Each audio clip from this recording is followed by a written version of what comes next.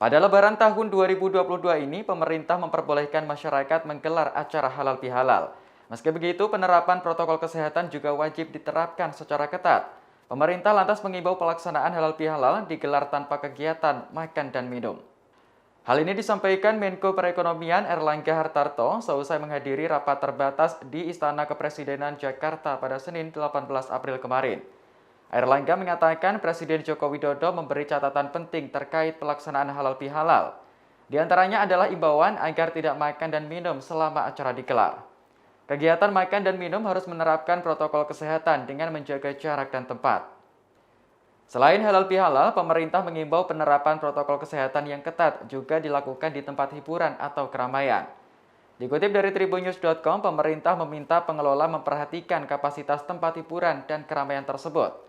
Menurut Erlangga, aturan ini nantinya akan dituangkan dalam instruksi Menteri Dalam Negeri. Catatan lain yang disampaikan Presiden yakni masyarakat diimbau untuk tidak bepergian ke luar negeri saat libur Lebaran. Hal ini bertujuan untuk mencegah penularan COVID-19 dari luar negeri yang kondisinya tidak sama dengan di Indonesia. Erlangga menuturkan saat ini di sejumlah negara terjadi kenaikan kasus COVID-19, misalnya di Shanghai, China. Pemerintah tak ingin momen liburan Lebaran 2022 menjadi ruang untuk penyebaran COVID-19 dari luar negeri.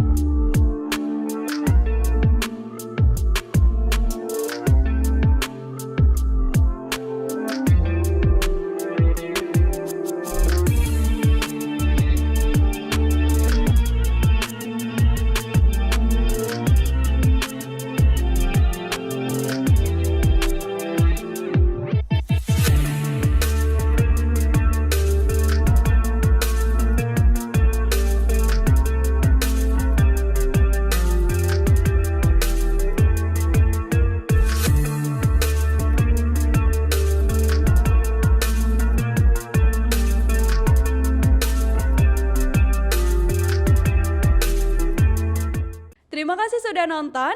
Jangan lupa like, subscribe, dan share ya.